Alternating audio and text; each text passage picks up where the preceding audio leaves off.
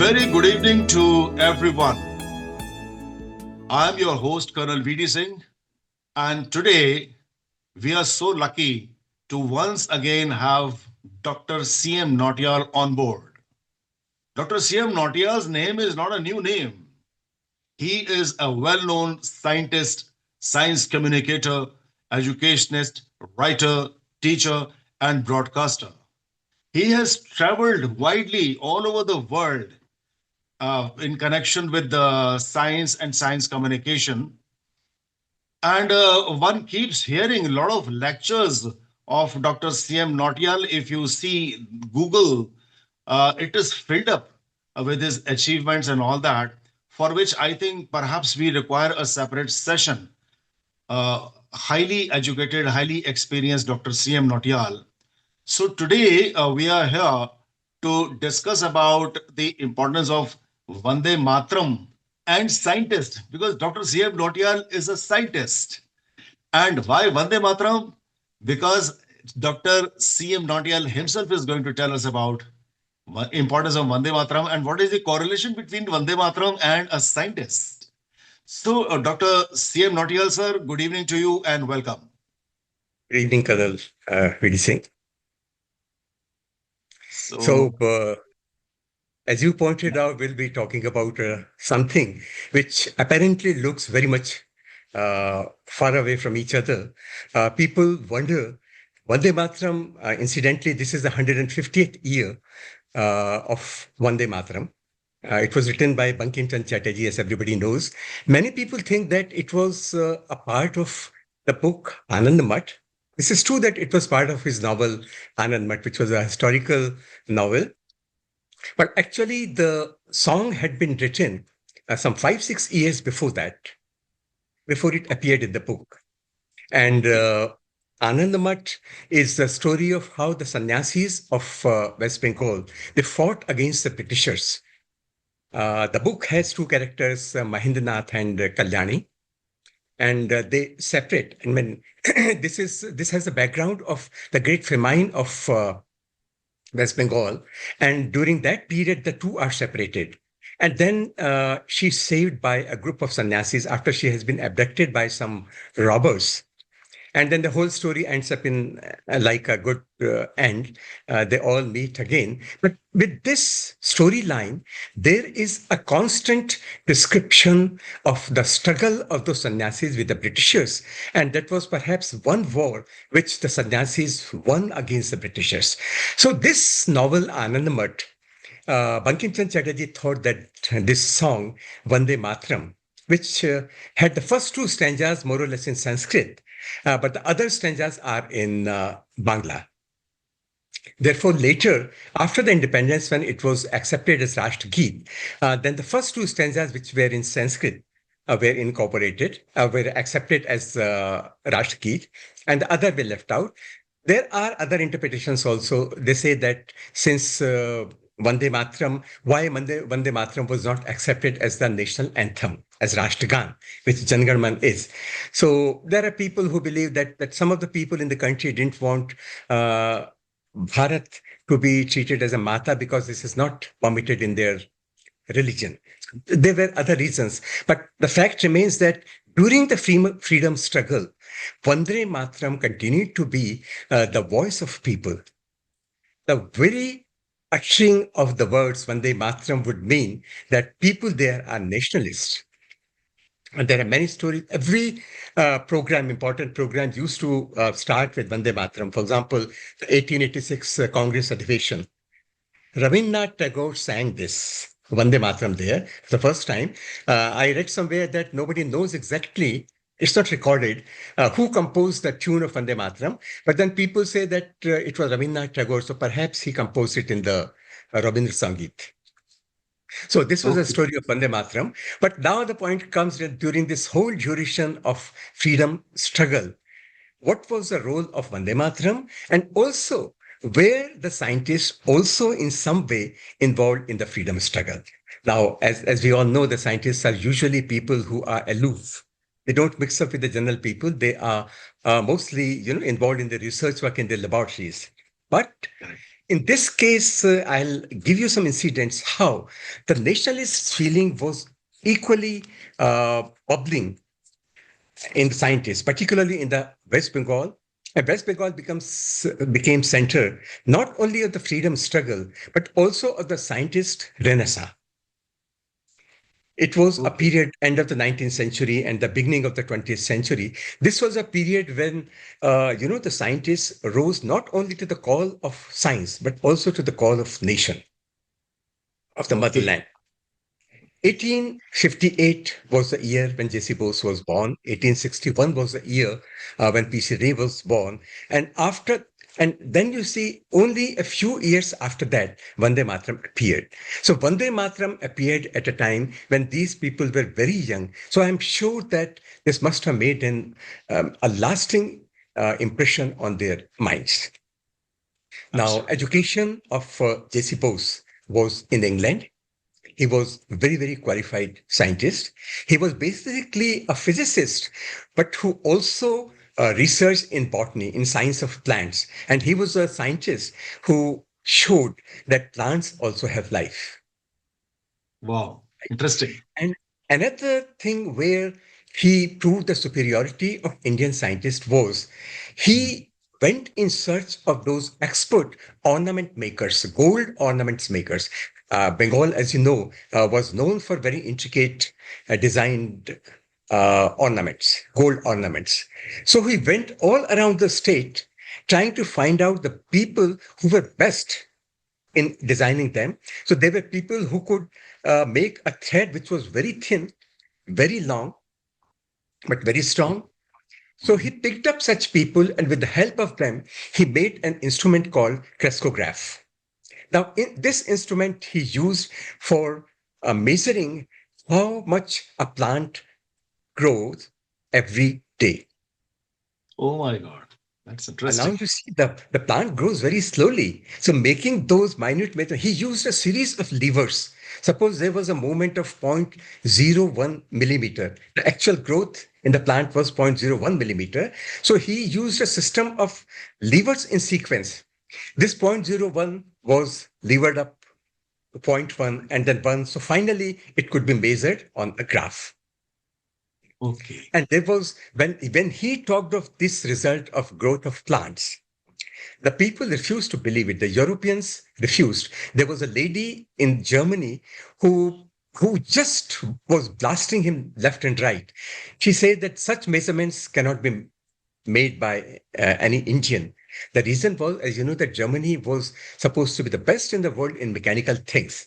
And they could not imagine that Indian scientists could make such fine measurements because they thought that nobody can design and make any such instrument. But he did it. In addition, there is that famous experiment he performed in London. He was on the stage and he was showing that plants also have life. So he had a bottle of poison. He poured it over the plant and he said then that the plant will die. But the plant did Oh. not.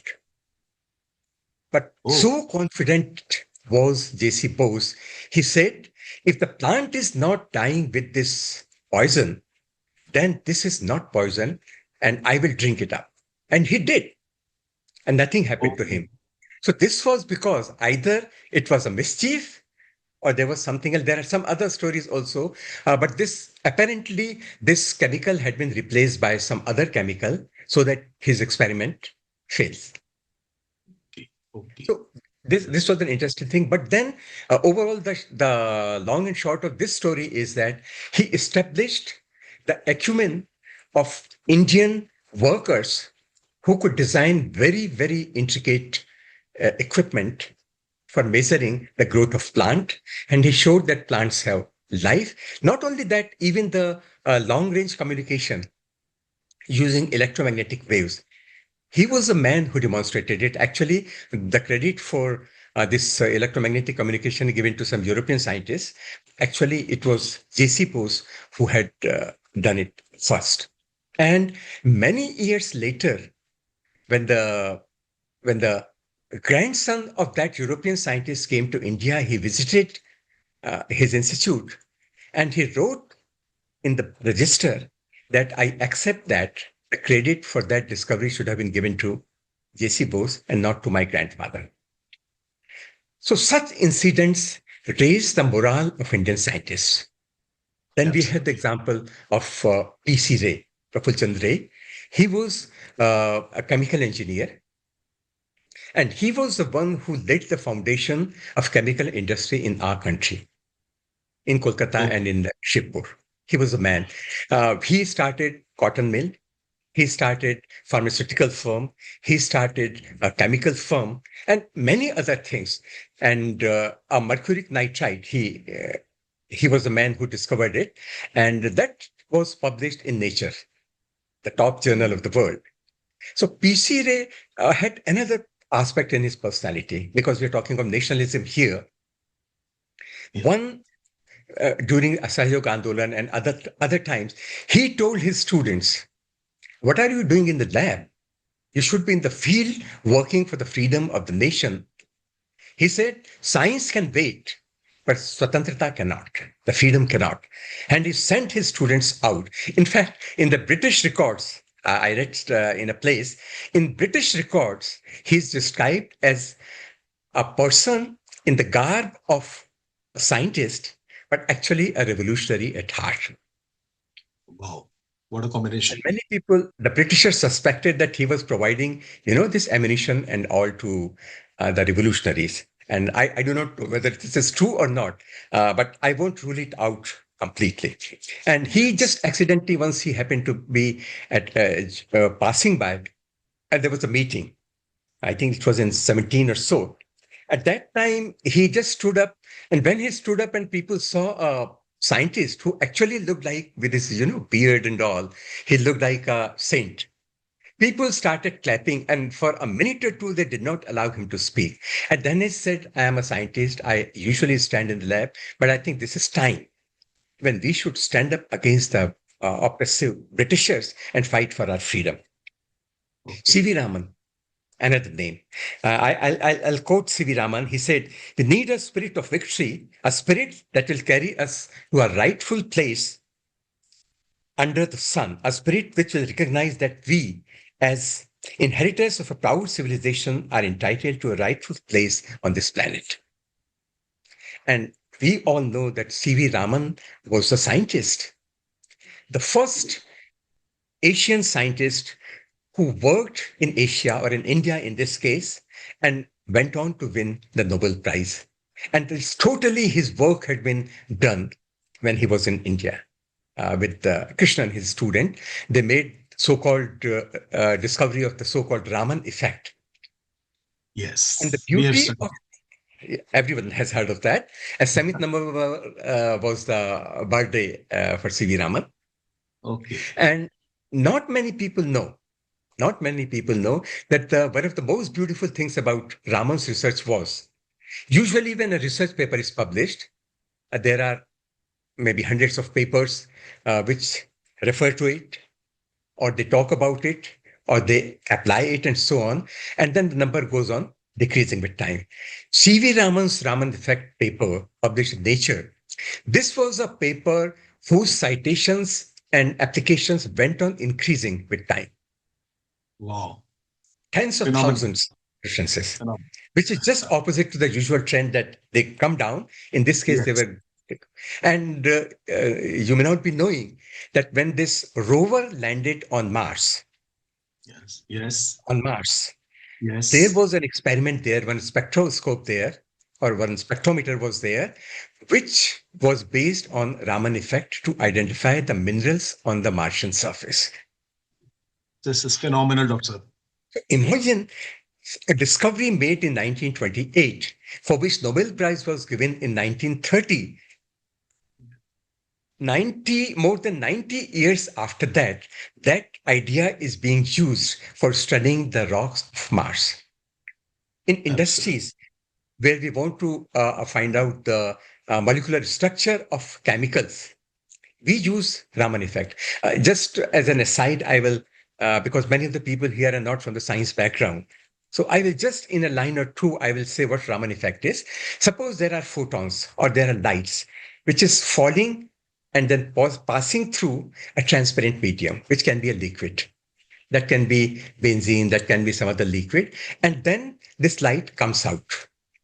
So as far as energy, now we make sure that the energy of the photons, which is falling, is equal in all the photons, which we call monochromatic or single color radiation or light. So we know exactly what the frequency is. Energy is related to frequency. Higher the energy, higher is the frequency. So this light comes and falls, passes through the medium. Now there are three possibilities. One is nothing happens to the energy of the photon. Energy remains the same. Second possibility, energy reduces because this loses some energy to the molecule. The third possibility is that it gains some energy and its energy increases. So energy increases, energy decreases, or energy doesn't change.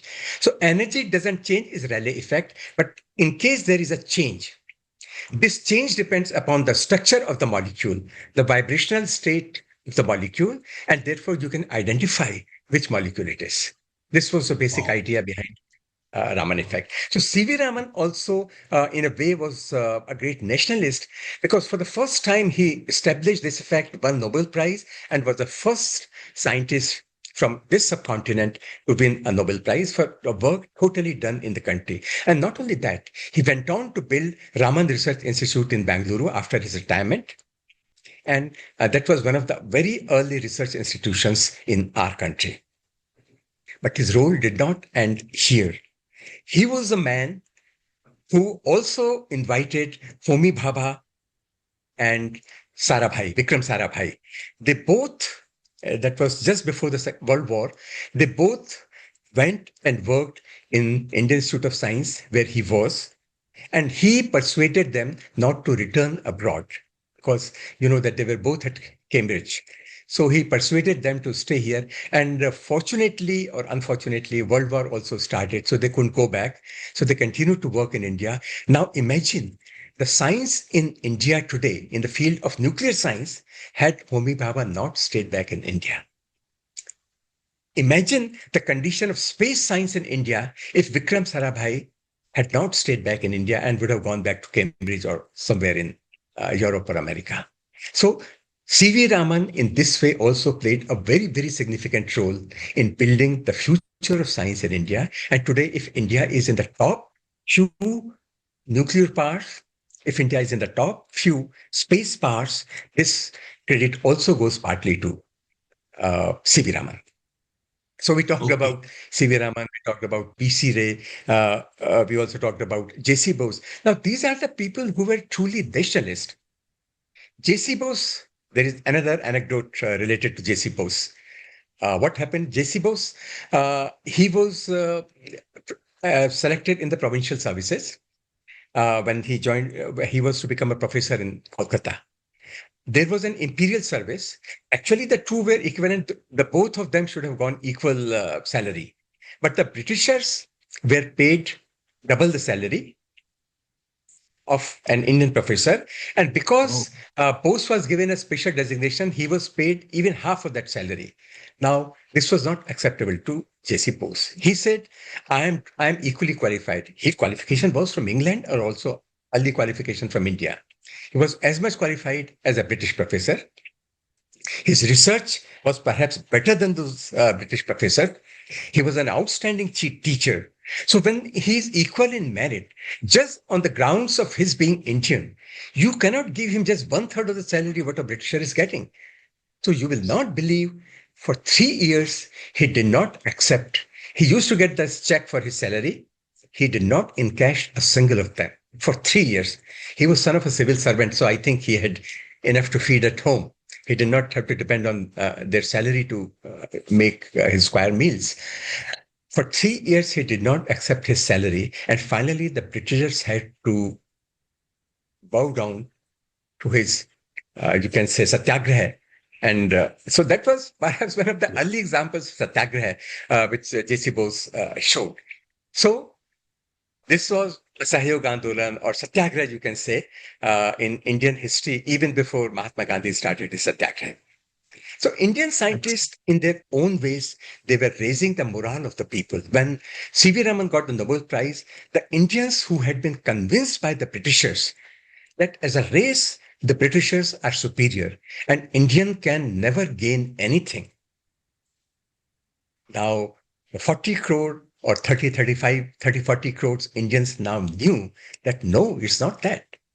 Indians are equally brainy, they're equally intelligent, they're equally capable of performing as well as a Westerner.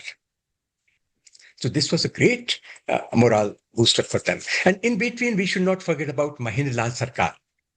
Because Mahendra Lal Sarkar, he established Indian Association for Cultivation of Science in Kolkata. Okay. He was an allopathic doctor, a qualified allopathic doctor. And he was actually secretary of the British Association of Medicinal Sciences or something, a very reputed position.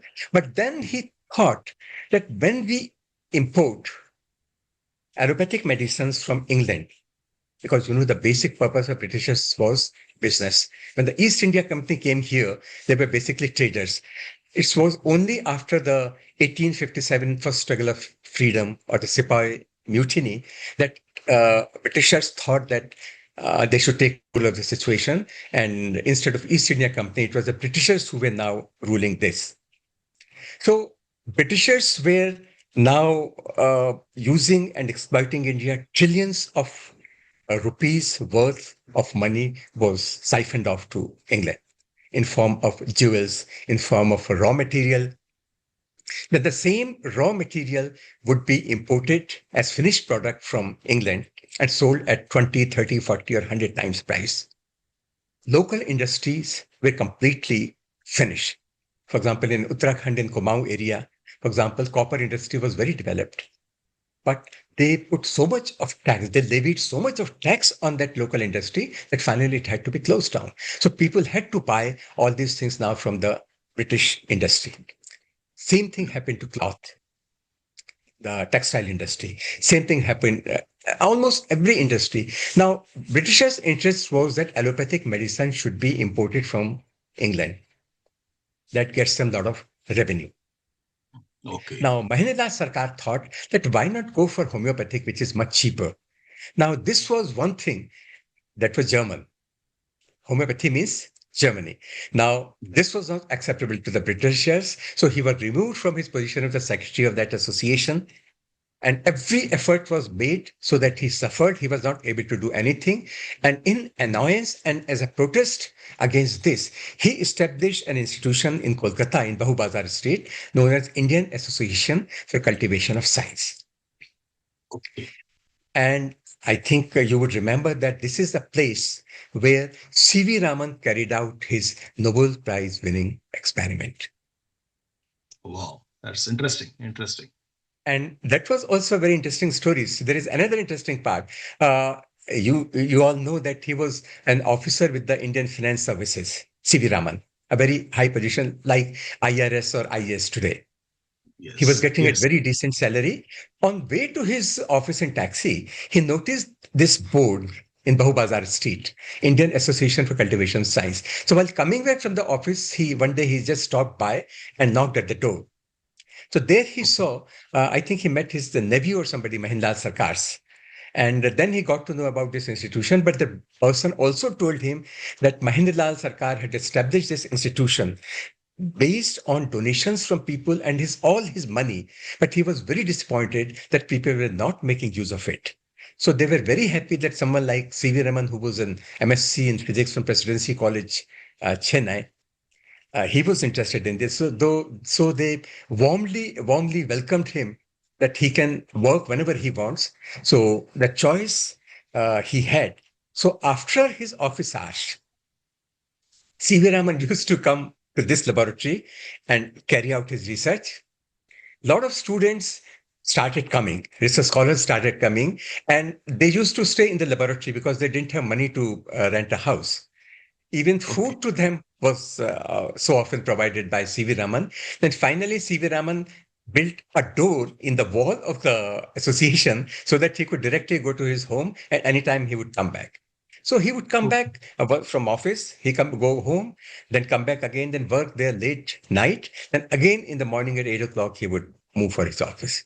So this is how Krishnan also attached to him. Then another person, Ramanathan Krishnan, who incidentally was also later director of Physical Research Laboratory in Ahmedabad, where I did my PhD and postdoc. He was the first student of C.V. Raman, and he was posted in Rangoon. But he used to take leave and come to Kolkata, perform his experiment, perform his research, and then go back to Rangoon. Wow.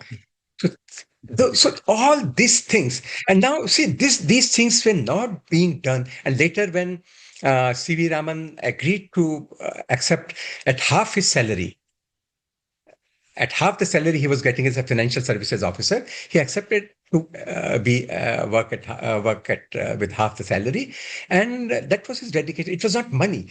T.C. Ray, he was teaching. He was a professor. He used to keep out of his salary of, I think, 250 rupees or 250 rupees perhaps monthly. He used to keep just 40 rupees for himself, and the rest he would spend either on the students or for the laboratory. And later, he said, I don't need his money. He told the government that all this salary can be spent for buying equipment for the laboratory. So he did not, so he was not doing it for money. And when he established his cotton industry, his pharmaceutical industry, his chemical industry, and whatnot, he did not accept salary of a single pie from there. So Wow. these people, so what was it that was motivating them? One thing was, of course, their love for science. But why Yes. could this love for science all of a sudden spurt just at the time, at the end of 19th century, in the beginning of the 20th century? This was because of the patriotism, because of the national fervor. At that time, the national fervor was Vande Mataram. Okay. Okay. Patriotism was in the air, and with Bankim's Udghosh of Vande Mataram, it became like, at that time, it became a national song. And anywhere, any function, any nationalist function, any Congress adivation, any such conference or proceedings, they would invariably start with Vande Mataram. So Vande Mataram and science. That is why I say Vande Mataram is closely related also to emergence or re-emergence of science in the country. Uh, so this was what I, in short, wanted to say. And then when Tagore sang Vande Mataram, it became a race with his Rabindra Sangeet. And out of the six stanzas, I think that the two stanzas were accepted as Rashtra Geet. And this is how it was. So many people who believe that during the freedom struggle, it was only the politicians or only the political leaders or only the mass leaders who struggled for the freedom of the country. That is not true. Scientists, in their own ways, they were bringing respect to the country. They were making people feel that we Indians are not inferior. They had their moments of satyagraha. They had their moments of contributing to the national bounty for fighting the war of independence. So this is how it was. Like Jagdish, I'll quote Jagdish Chandra Bose. He said, "It would be our worst enemy who would wish for us to live only on the glories of the past and die off from the face of the earth in sheer passivity. By continuous achievements alone, we can justify our great ancestry." Similarly, Mahendralal Sarkar had established this institution solely to protest against the Britishers who were not allowing any Indian people to prosper, any Indian industry to prosper. And he established that Association for Cultivation of Science. So during this period of almost first half of 20th century, all these people struggled, and that is how we got freedom. So when we think of our freedom, when we think of our independence, we should not forget the role of scientists. When we remember Vande Mataram, we should also remember. That's why, the Atalji had given that slogan, and he added Vigyan, Jai Jawan, Jai Kisan, and Jai Vigyan. Thank you very Of much. course. This is so interesting. So interesting. I think this is a call of awakening for many people to to get connected with their roots. And these roots are nothing but that kind of national feeling, the national fervor which was there at its apex during that time, 150 years ago. I wish and I pray to God, Dr. Saab, that these things should come back in the minds of people, uh, Mm. especially the ongoing things. This is not the platform to make any comment on that, but we surely need someone to give a wake up call, and I count you in that because you have given a different insight about it. You yourself being a scientist. Thank you very much, Dr. Nautiyal. Very grateful to you for your time and the kind of research which you have done and the correlation between Vande Mataram and the scientist. Thank you very much, Dr. Nautiyal.